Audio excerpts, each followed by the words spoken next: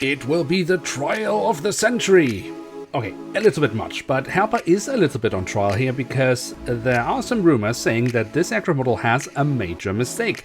And that of course calls for a closer look because we want to find out if that is true. And we can do so thanks to the great prices of the FMB shop.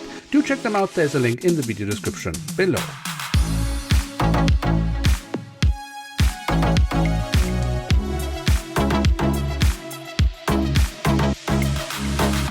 And with that, hello and welcome to a new episode of Review, where we today will take a closer look at an Airbus A320-200 of Air Canada Jetz.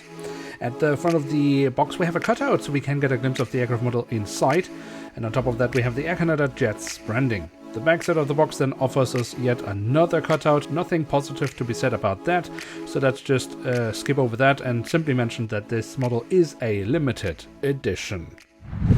And here she is, the Airbus A320-200 in the new standard livery of Air Canada Jetz, which is a charter airline and wholly owned subsidiary of Air Canada, which operates premium business services for corporate clients and professional sports teams. The airline was recently given this black livery to stand out from the usual Air Canada fleet, but why it then only says Air Canada and not Air Canada Jetz, well, your guess is as good as mine.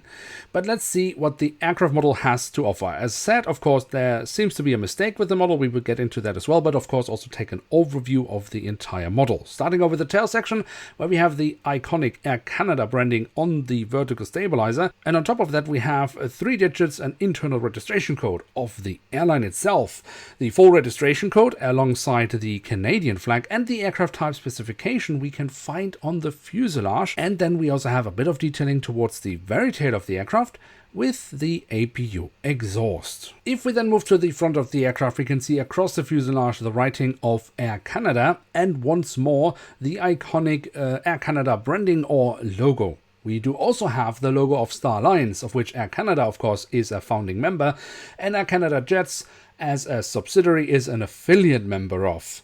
Then we of course also have a few static ports, really just the bare minimum, but we take whatever we can get. The cockpit section itself, well, here we have the cockpit windows. Whether Herpa has added the window wipers will forever be their secret, because we can't really make it out here. So if they have added them, they should have done a better job to really make them visible. If they haven't, then, I mean, they just saved another print. But let's move on from the cockpit section and look at the engine nacelles. They are kept in all black, just as the fuselage, but we do have the silver leading edge printed on and some safety markings. That's nice.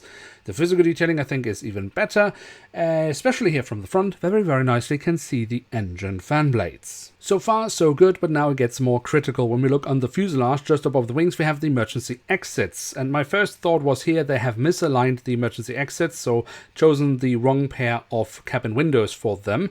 But when I count the windows on the model and the original aircraft in real life, that matches up.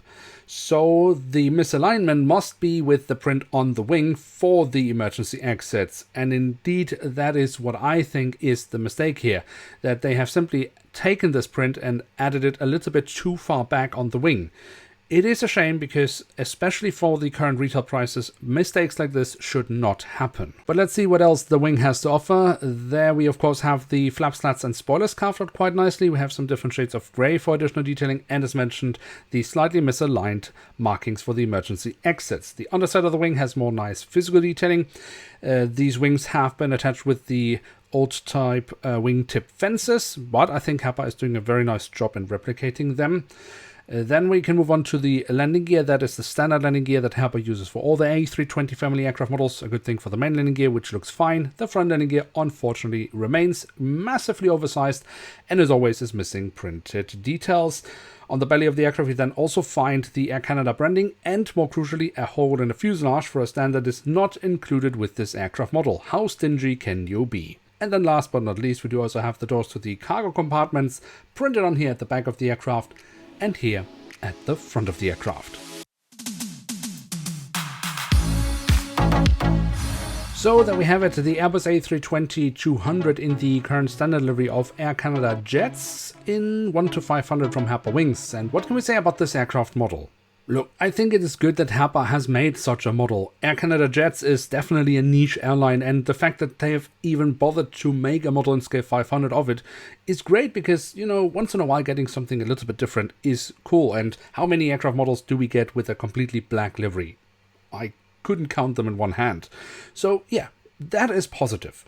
I think the A320 overall is okay from Herpa Wings. I have never been a huge fan with their current mold when it comes to the cockpit shape, and I don't think it is great on this aircraft model, but it is not as bad as we have seen with other models. The front landing gear, of course, remains massively oversized, and of course we should have more printed details, but put that all aside, it's an okay scale 500 model.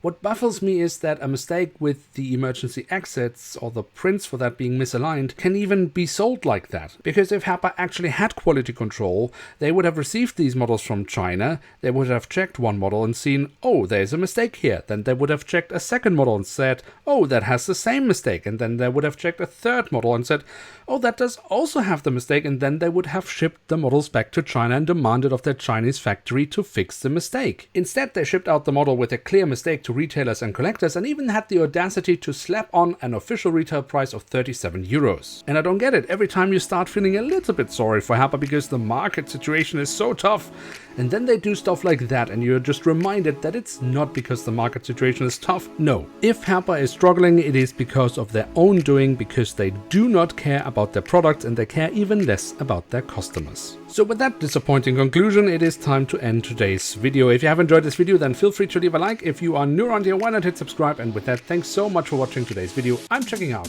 and bye.